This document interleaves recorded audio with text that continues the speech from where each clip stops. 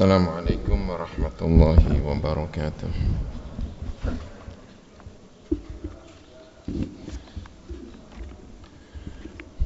Bismillahirrahmanirrahim. Allahu akbar, Allahu akbar, Allahu akbar. Allahu akbar, Allahu akbar, Allahu akbar.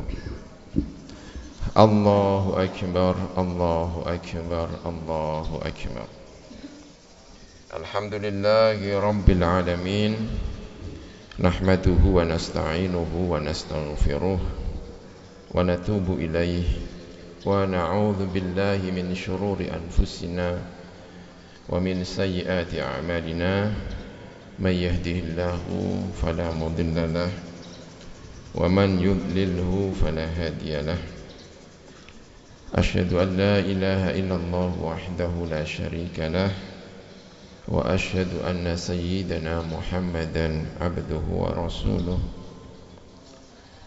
Wassalatu wassalamu ala nabiyyina wa habibina wa qurrati a'yunina wa qudwatina Muhammad wa ala alihi wa ashabihi wa man tabi'ahu ila yaumiddin. Amma ba'd, faya ibadallah, usikum wa nafsi bitaqwallahi subhanahu wa ta'ala wa ta'atih la'allakum tuflihun.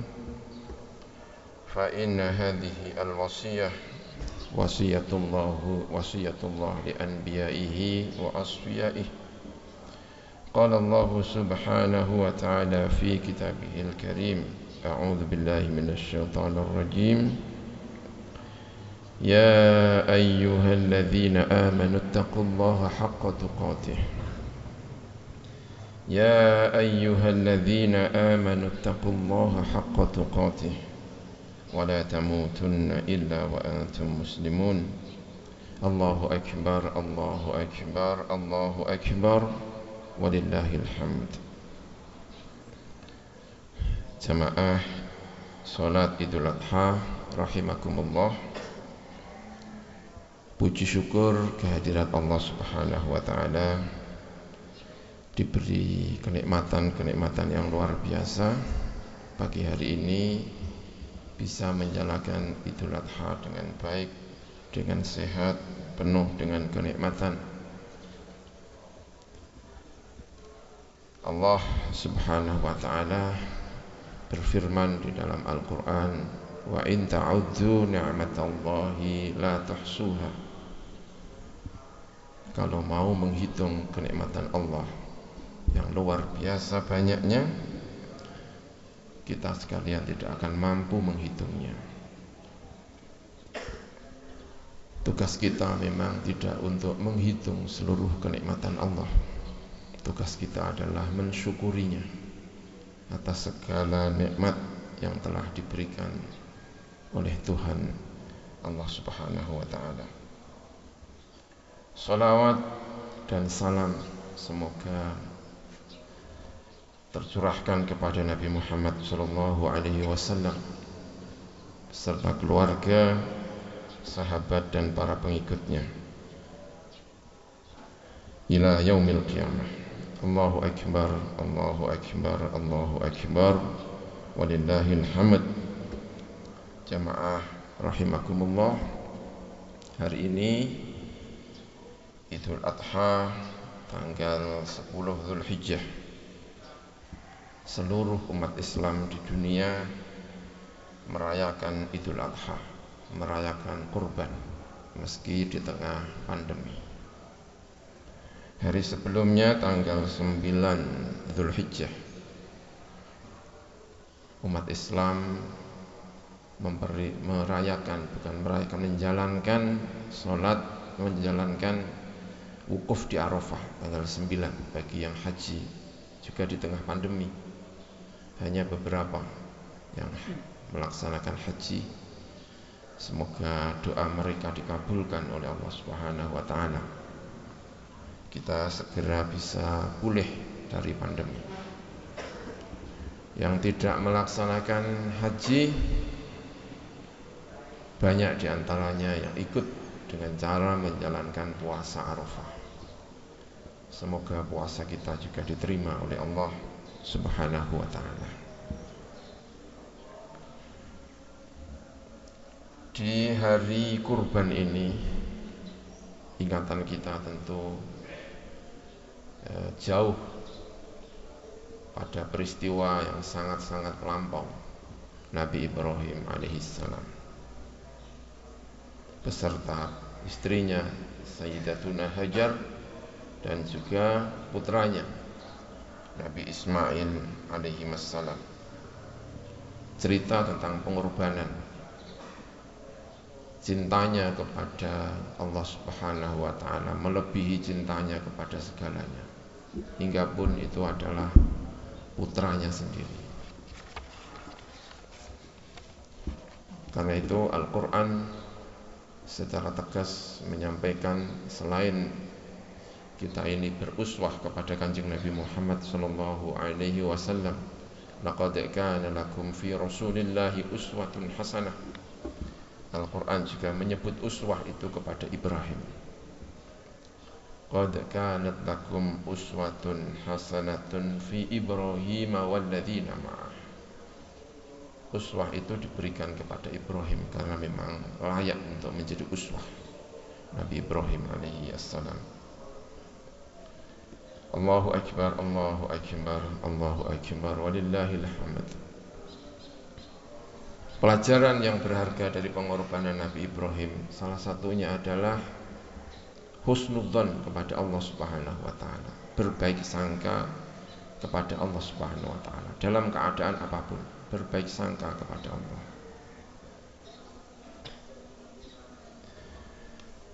Nabi Ibrahim punya anak kecil, lahir ketika beliau sudah lanjut usia, sudah sangat tua. Seseorang yang diberi anak ketika lanjut usia, tentu cintanya kepada anaknya juga luar biasa. Akan tetapi diuji oleh Allah Subhanahu wa ta'ala. Anak beserta istrinya Hajar diperintahkan untuk berjalan ke timur dari Mesir, berjalan dari tanah yang sangat subur di Mesir menuju ke timur hingga ke tanah yang sangat-sangat tandus, ghairi dzi zar'in inda baitikal muharram, tanah yang tidak ada airnya, yang tidak ada tanamannya. Di situ Nabi Ibrahim diperintahkan oleh Allah Subhanahu wa ta'ala untuk membawa istri dan anaknya yang masih kecil, masih disusui oleh ibunya. Modal Ibrahim adalah iman dan husnudzon kepada Allah. Pasti ada kebaikan di setiap perintah Allah, di dalam setiap ujian dari Allah Subhanahu wa ta'ala. Ibrahim menerima perintah itu. Ibrahim meninggalkan istrinya dan juga meninggalkan anaknya tanpa berkata apapun, karena kesulitan bagi seorang suami adalah membawa anak dan istrinya dalam satu cobaan yang besar. Ibrahim hanya balik, melangkah menuju kembali ke Mesir. Istrinya mengikuti, tapi Ibrahim sama sekali tidak menoleh. Bukan karena ragu terhadap perintah Allah, tapi pandangan mata anak dan istrinya sangat menakutkan Nabi Ibrahim alaihissalam. Tapi untung karena istrinya juga punya sikap yang sama, husnudzon kepada Allah Subhanahu wa ta'ala. Kata istrinya, apakah ini merupakan perintah Allah, wahai suamiku? Dijawab oleh Ibrahim, ini adalah perintah Allah Subhanahu wa ta'ala. Husnudzon yang luar biasa dari seorang istri. Karena kalau diikuti oleh pernyataan istrinya Hajar, jika ini memang perintah Allah, fa innahu la yudayyi'u ibadallah, la yudayyi'una. Kalau memang ini perintahnya Allah, Allah pasti tidak akan menyia-nyiakan hambanya. husnudzon kepada Allah Subhanahu wa taala. Ana inda dhanni abdi bi, kata Allah Subhanahu wa taala dalam sebuah hadis qudsi. Saya sesuai dengan persangkaan Allah Subhanahu wa taala. Dalam segala kenikmatan, dalam segala ujian, modal seorang muslim terbesar diantaranya adalah husnudzon kepada Allah Subhanahu wa taala. Kita di tengah pandemi, banyak di antara kita yang mengeluh, sampai kapan ujian ini, sampai kapan ujian ini. Mari kita jangan sampai kehilangan husnudzon kepada Allah. Kuatkan husnudzon kepada Allah bahwa ujian ini pasti ada nilai yang luar biasa, ada pahala, ada janji-janji. Husnudzon kepada Allah ini pasti untuk sesuatu yang sangat mulia, sangat baik yang akan disiapkan oleh Allah Subhanahu wa taala. Allahu akbar, Allahu akbar, Allahu akbar, walillahil hamd. Pelajaran yang kedua diberikan oleh istrinya Nabi Ibrahim alaihissalam, Sayyidatina Hajar. Datang ke tanah yang sangat tandus, dibekali oleh suaminya satu kantong yang mungkin sisanya hanya beberapa kurma dan sekantong air. 1 hari 2 hari segera habis, sementara anak masih menyusui. 1 hari 2 hari ibunya masih mendapatkan asupan makanan, minuman, masih bisa menyusui. Tapi kemudian ibunya tidak lagi mendapatkan asupan apapun. Susu ibunya itu pun kering. Anak itu mulai menangis. Ismail alaihi assalam. Di tengah padang pasir seperti itu, tandus, harapan untuk mendapatkan makanan, minuman rasanya seperti mustahil. Tapi Hajar tetap berusaha. Ia naiki padang Sofa, ia naiki padang Marwah.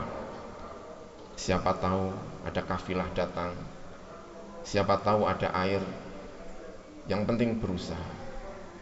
Di tengah cobaan apapun, sebelum kita benar-benar tawakal, usaha mencari rezeki yang halal, usaha untuk mencari kesembuhan, usaha untuk menghindarkan diri dari wabak, sebelum benar-benar tawakal kepada Allah Subhanahu wa taala. Dicontohkan dengan baik oleh Sayyidatina Hajar. Ia tidak pasrah. Ia naik padang Sofa, ia naik padang Marwah hingga 7 kali, yang kemudian diperingati oleh setiap muslim pada saat haji dan umrah, melaksanakan as-sa'yu bainas Sofa wal Marwah. Dan seringkali ketika kita berusaha, hasil itu tidak datang dari apa yang kita inginkan, datang dari Allah, min haitsu la yahtasib. Rizki itu justru datang dekat dengan anaknya, sementara anaknya ditinggal. Datanglah air Zam-Zam. Karena itu dalam sebuah cerita yang sanadnya dhaif, tapi sangat baik cerita itu. Nabi datang pulang dari Ghazwatut Tabuk, dijemput oleh Sa'ad bin Mu'ad. Lalu Kanjeng Nabi menyalaminya, dan tangan itu begitu kasarnya. Lalu ditanya oleh Nabi Muhammad SAW, "Ma hadza?" Ini apa? Tangan kok begitu kasar? Dijawab oleh Sa'ad bin Mu'ad,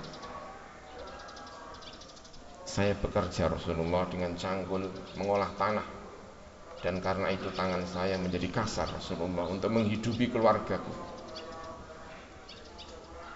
Kata Nabi Muhammad yang riwayatnya dhaif itu tadi, hadhihi yadun yuhibbuha Allahu wa rasuluh la tamassuha narun. Ini tangan yang dicintai oleh Allah dan Rasulnya.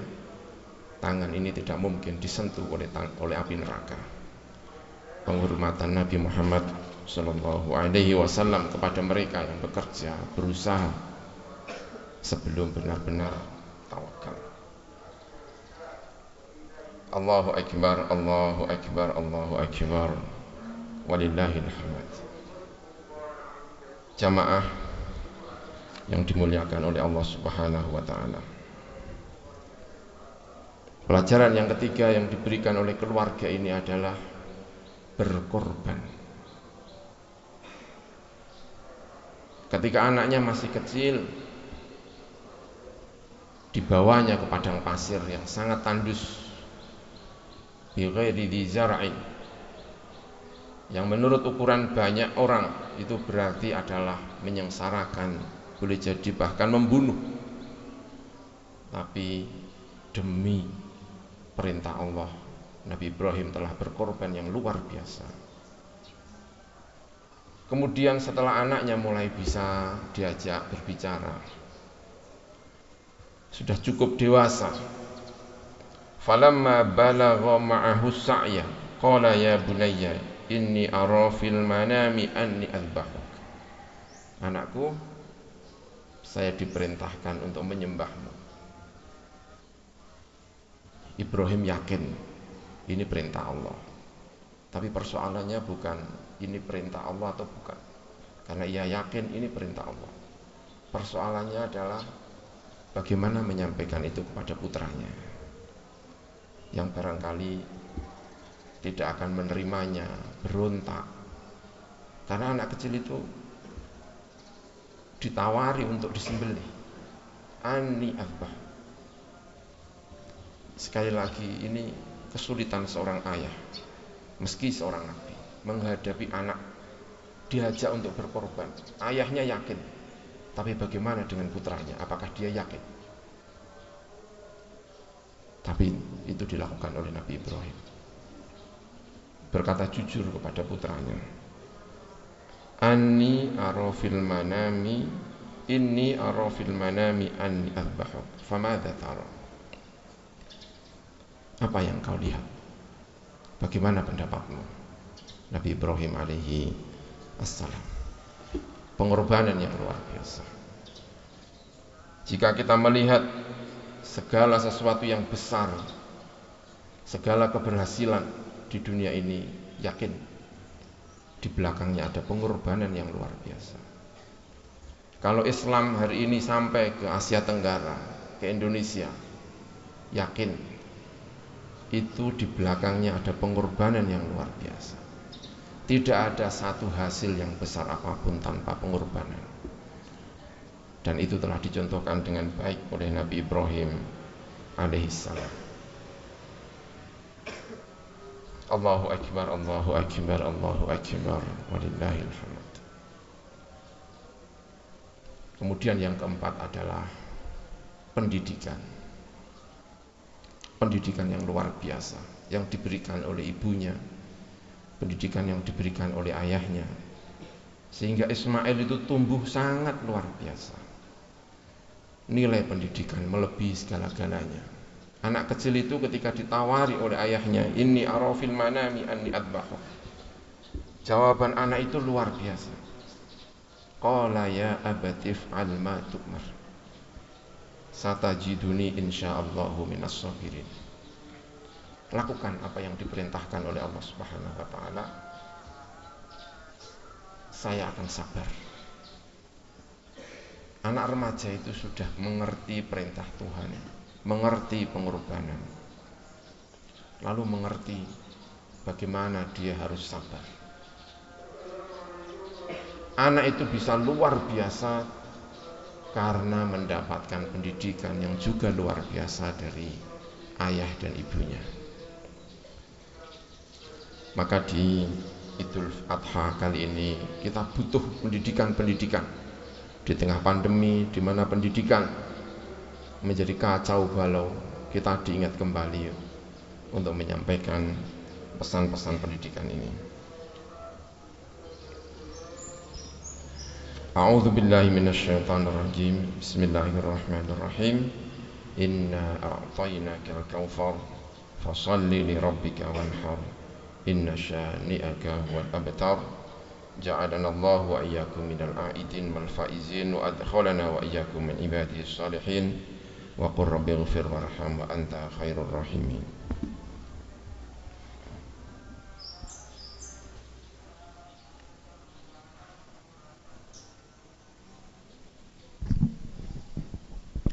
اللهم صل على سيدنا محمد وعلى آل سيدنا محمد. الله أكبر الله أكبر الله أكبر الله أكبر الله أكبر الله أكبر الله أكبر الله أكبر كبيرا والحمد لله كثيرا وسبحان الله بكرة وأصيلا. أشهد أن لا إله إلا الله وحده لا شريك له وأشهد أن سيدنا محمدا عبده ورسوله المبعوث رحمة للعالمين. اللهم صل وسلم على سيدنا محمد وعلى آله وأصحابه ومن تبعهم بإحسان إلى يوم الدين. أما بعد، فيا عباد الله اتقوا الله تعالى فيما أمر وانتهوا عما نهى عنه وزجر. قال الله تعالى في كتابه العزيز: أعوذ بالله من الشيطان الرجيم.